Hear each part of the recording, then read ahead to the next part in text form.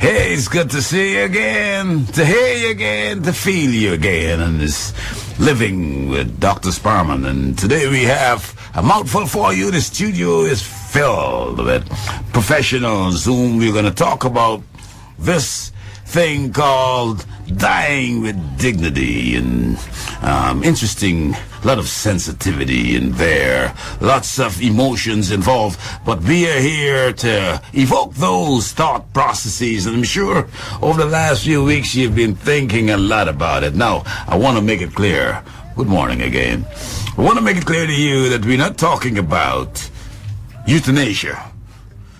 We're dealing with assisted suicide. John Doe comes in to me and say, listen, Doc, I have a lot of pain in my back. I can't take this pain. I can't even walk properly. Could you help me to leave and check out? Nothing is working out. We are not talking about that. We are talking today about, as we've been encouraging this conversation and topic over the last few weeks, we're talking about someone who've got end-stage cancer, and the cancer's gone to the entire body, and the consortium of doctors would have decided that there's no hope for you. You've got a couple of days in your bed, you can't even move, there's pain everywhere, the cancer is in the brain, the lung, you can't breathe properly. And you have decided that you prefer to go and die with dignity. Now, what does that mean? It means that you don't want to have no pain, you like to be with your family, and then you like to talk to them, listen to your songs. How I envision it is sitting in your room with your loved ones and asking someone for forgiveness, somebody asking you for forgiveness, talk about old-time stories, talk about loving the birds, and all of those nice things, and talk about seeing them later in the hereafter, all of those type of things, and dying with no pain, peacefully in those last few hours or last few days. That's what we're talking about. Now, there's something called the will. I'm not talking about the will now. Everybody's got the will there for their property, and they would like to have their houses and their spoils divided in their generation of the siblings and so forth. There's something called the living will. Remember, the will of itself, which would have to do with property, is only executed upon your death. However, this living will is something that you do where you would have a document signed in the presence of your attorney, and it signifies that if you are unable to make certain decisions, you would not, and if you're terminal, there's no hope for you, you do not want any heroic measures like a breathing machine to be placed to breathe for you and all these things, and you spend a day like a vegetable or a couple of days as a vegetable there. And you know there's no way of reversing that. No, you would like to give me some medicines to make me relax, take the pain away, because remember what cancer is. Cancer is every day, quickly I'd say, every day, you're making more cells. The body made of cells, and cells make tissues, and tissues make organs. Organs make the whole body. These cells repair, they die and new one forms. They die, but sometimes what happens when they're about to die, they repair themselves. And in repairing themselves, a lot of times they become dysfunctional, start to make abnormal protein. And these proteins that are produced are no use, they're much aggressive and start to produce all kind of proteins that the humans like to move to other areas, compared to what good tissue should be doing. That is cancer. So we have in the studios today, and I'm not going to play a lot of music today because this topic is so strong. I would like to have you guys, if you want to call in 434-1771-44-1790 and 44-1791, call us and let us know if you're terminal and you want to voice your opinion to this nation. You can do it right now. We have in the studio to my left, we have Mr. Rawle, Eastmond. Good morning, sir. Good morning, Doctor. Good. It's nice to have you here. There's so many things you got to do today, and you made a special effort to come in here and be with us to share your views. Yes, indeed I did, and I want to thank you and Starcom Network and my colleague participants this morning for being here. You've raised an interesting set of ideas You mentioned the question of assisted suicide, and you mentioned the question of what you call a living will. But allow me to preface what I have to say with some observations. From a legal perspective, for centuries, persons have been grappling with what purposes the law ought to serve. And as far back as St. Thomas Aquinas and St. Francis of Assisi, not that name, St. Francis of Assisi, they were looking at man-made law being highly incapable of meeting all the ends of justice. And they put the idea of divine law and eternal law in such a way that we now know that from the scriptures, from the Christian scriptures, from the perspective of the Christian scriptures, the law of the Lord is perfect. And we also know that positive man-made law is subject to change and subject to reform. Under the current system in Barbados, assisted suicide is definitely a no-no. In fact, to aid and to abet a suicide is illegal in Barbados. And to attempt suicide and not succeed if you're caught, you're also liable for criminal punishment. As regards the living will, and this question I believe is taxing the medical profession. The living will that you have in many parts of the world is not entirely known in Barbados, but also is not entirely unknown, in that a person who is gravely ill can actually authorize some person to be their agent, and under power of attorney can actually grant the person permission to act for them. Like advance directive. But before you finish, I'm just opening. The medical profession is looking at an attempt that was made before 1960 to assist people who are gravely ill. And that particular legislation was actually under the Mental Health Act and the Mental Health Rules. Where if I'm gravely ill and sick to a point where I cannot really exercise my judgment, under the Mental Health Rules, I can have somebody called a receiver appointed to more or less manage my affairs without compromising my wealth and without stealing from me. However, in recent times, the medical profession in Barbados thinks that that particular piece of legislation is not modern enough and is not as good as it ought to be now. It was good as it was then, and this is before 1960. And I think that ultimately the medical profession of Barbados is going to put a proposal to revolutionize the whole question of the management of a person who's gravely ill. I pause there for reaction. No, great, and I want to continue that, but before I continue, because I have a question to you, I'm going to place a scenario and see what do you think, how we should approach it. To my right, my friend and the pastor of well known, as a matter of fact, Sergeant Village Pentecostal Church, Western Holiness, right. Pentecostal, and I believe in saving and being baptized in the Holy Ghost and saved and so forth. Right. But Pastor Bradshaw, it's nice to have you here. I know you had a commitment this morning and you took the time to come here. Say hi and just introduce yourself for me. Good morning, Barbados. Pastor Edwin Bradshaw here from Cornerstone Wesleyan Holiness Church, Sergeant's Village. Good to be with Dr. Sparman on this great program this morning. Hope that what we say today can be of help to you in your time of distress. And in a short word, what's your take before we go into the real debate of the whole thing? My concept is that life is a gift from God. And even when a person is very sick and the doctor agreed, more than one doctor, look, this person is going to die. Medically, that's what they know. Medically, that's what they understand. But I believe in faith. I believe in supernatural power. On many occasions, doctors give people 6 months to live, and they're living 5 years later on. It's a miracle. God created this body, and God can heal this body. And nobody really wants to just die like that. I think people want to live. So I believe that doctors should do their best at all times to preserve life and to keep people going and to keep them comfortable and to keep them happy. And I hope and trust that this will be the setting for today to preserve life at any cost.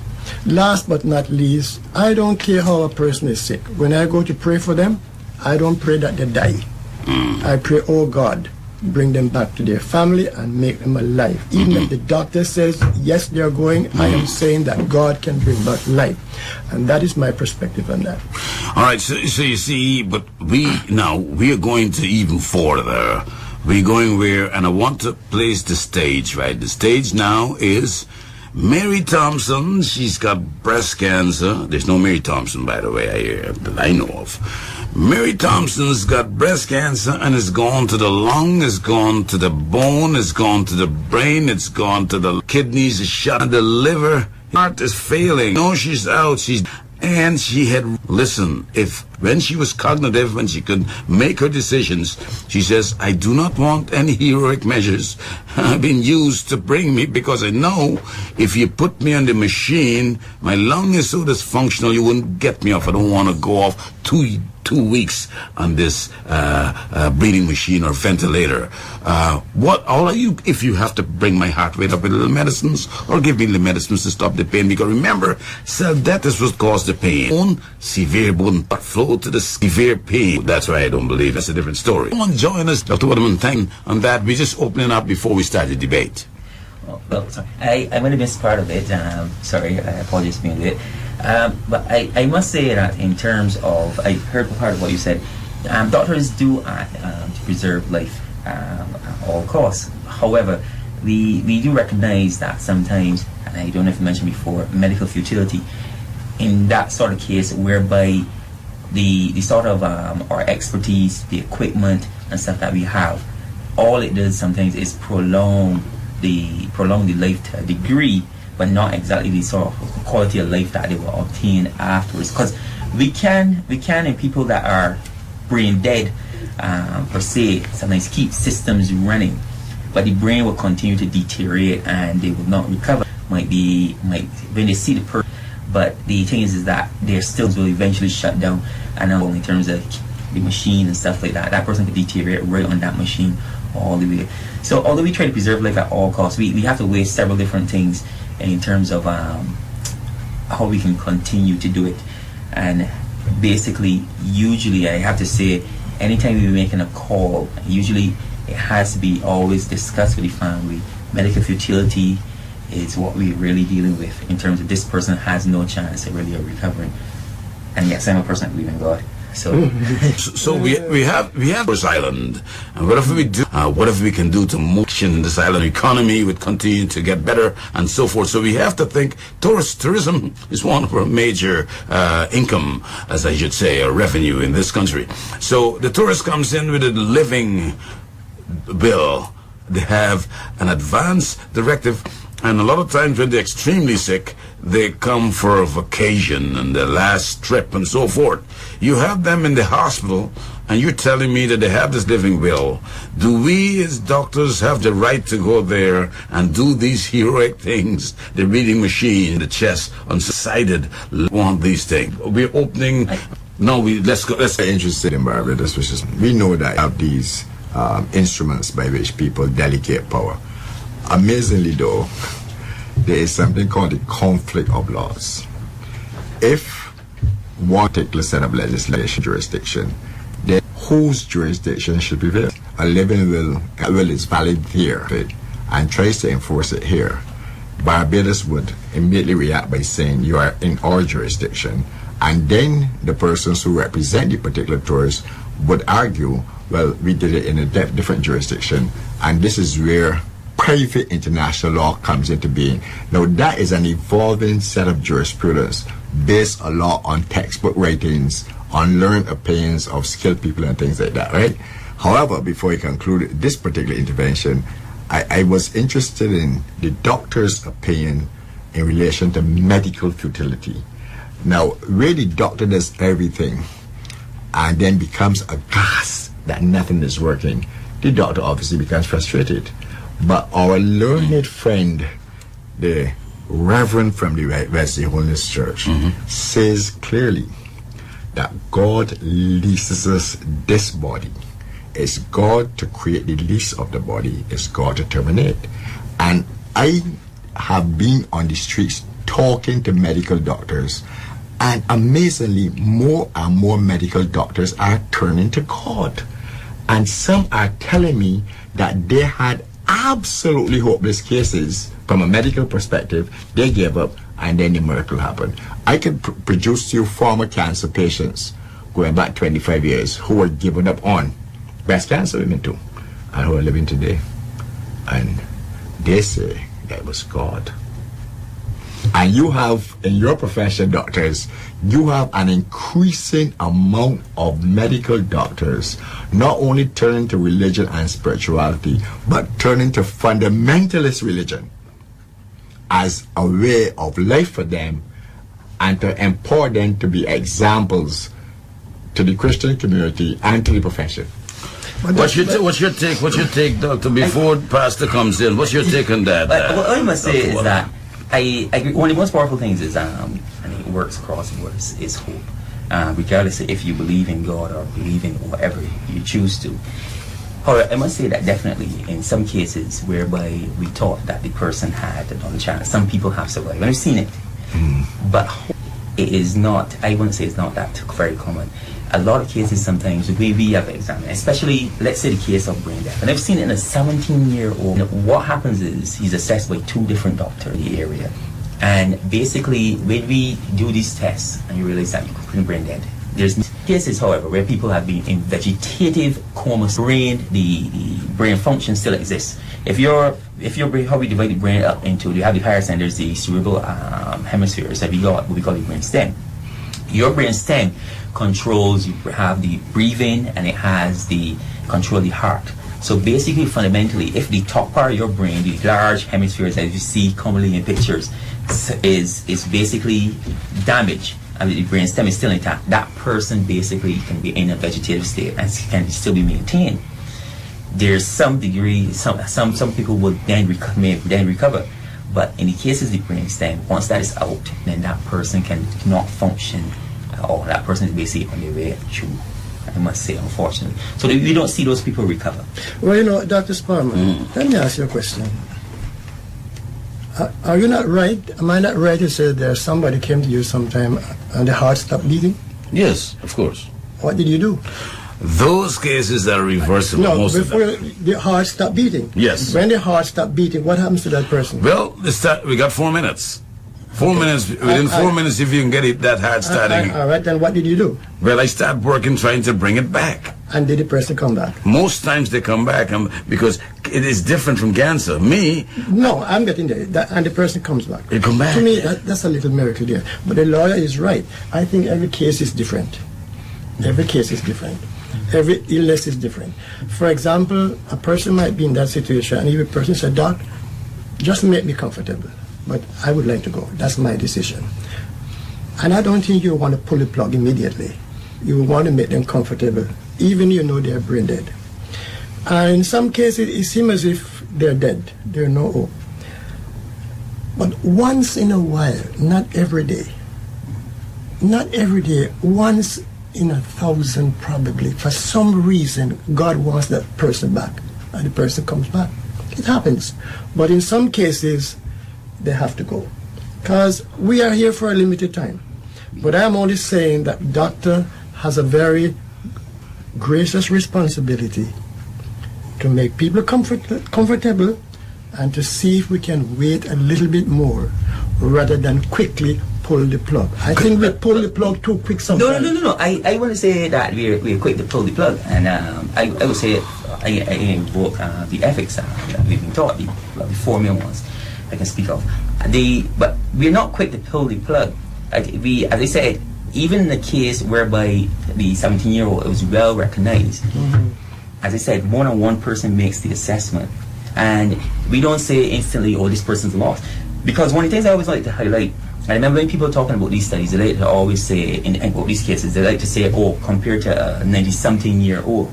And then one of these people have done surgeries on people up to about 97, I think was the oldest age. And I keep telling people, age is not a factor in determining if you get medical care or not.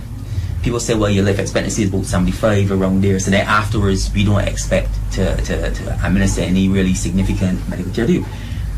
to me, I'm a person that says, look at the quality of the person's life. If this person is 98 and I have met a 99-year-old woman, seemingly very strong, had presented for a hysterectomy, and to me, I was interested in what is this woman's quality of life. Now, if this woman had severe illnesses, had dementia, and was doing extremely poorly, then for me, from assessment of an anesthetic, I would be like, this lady, taking her to surgery to perform such an operation, most likely she will not survive. And I would have discussed with her, hoping she has good cognitive function. If not, then I would discuss with her family the likelihood of her surviving surgery. If she cannot have surgery, and let's say I trained in a scenario that she had, let's say, cancer from her uterus, and it was causing, as you discussed, like, had bone metastases and is suffering severe pain, we basically then would try to use palliative care. And the good thing is we have a doctor now in Barbados that is well trained in palliative care, and I think it's fantastic, because that's one of the areas I think that needs to develop more. And whereby these people, especially these specialists, they come in and they try to make sure that that person then has the best quality of life within what they are dealing with at current, be it the medications they may need or certain other interventions, nutrition, etc. And in terms of dealing with the person's, for example, their spirituality or they believe in religion, and the family, they put all these things together as such, which they're trained to do, to make that person have a most holistic end event for them. So we don't really, I know it may seem so in the past, but we have really, I think, have moved forward in terms of dealing better in terms of fun. But I must say, I have to agree with one thing, we are on the range. Not everybody seems to have that ability to be very interactive, be very caring. Sometimes we mean to, but it just doesn't come out as such.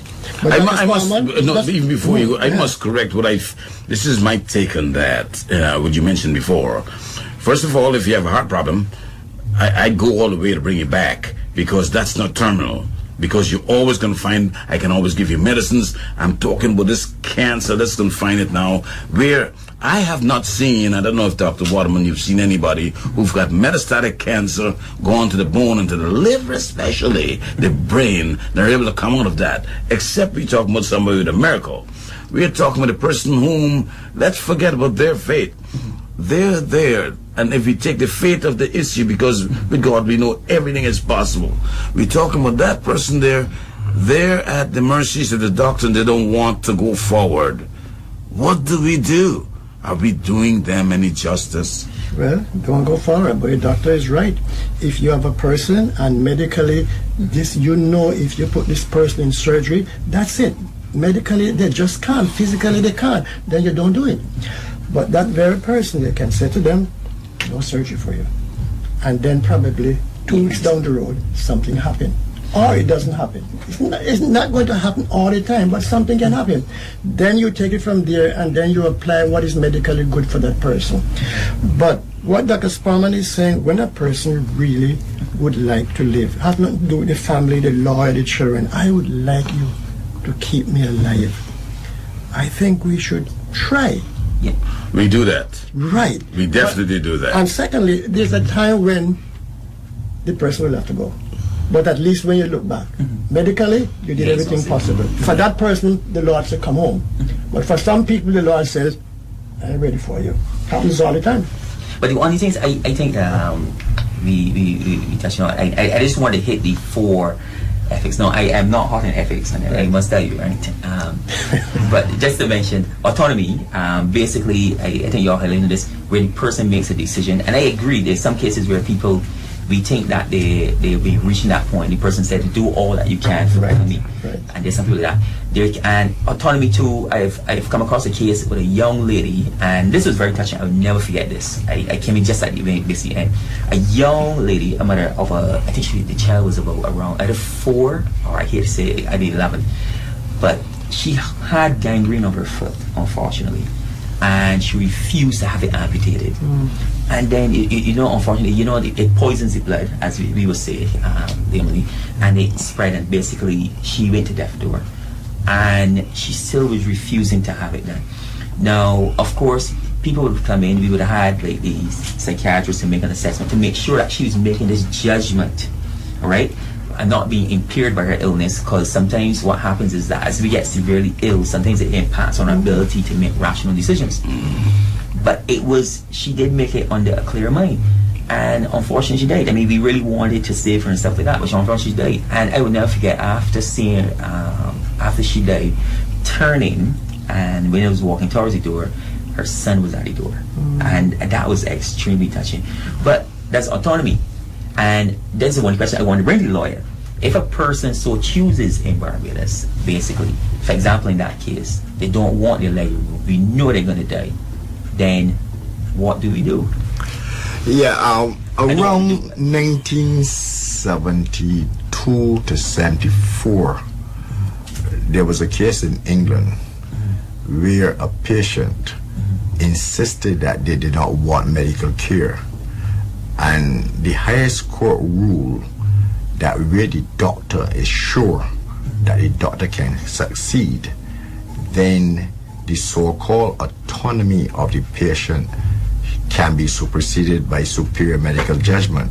I will have to check a case called Sidaway versus Bethlehem Hospital in England and subsequent cases. But remember too, that where one side of the coin says one thing, then the other side says something else. That case also look at the whole question of possible medical negligence. Now you have a patient refusing medical care, and the full court is looking at every aspect of the case and looking to see where doctors can be negligent. Now you don't want to be, as a doctor, negligent for giving good advice. If the patient lies and says that what their position is not reflected in the doctor's judgment.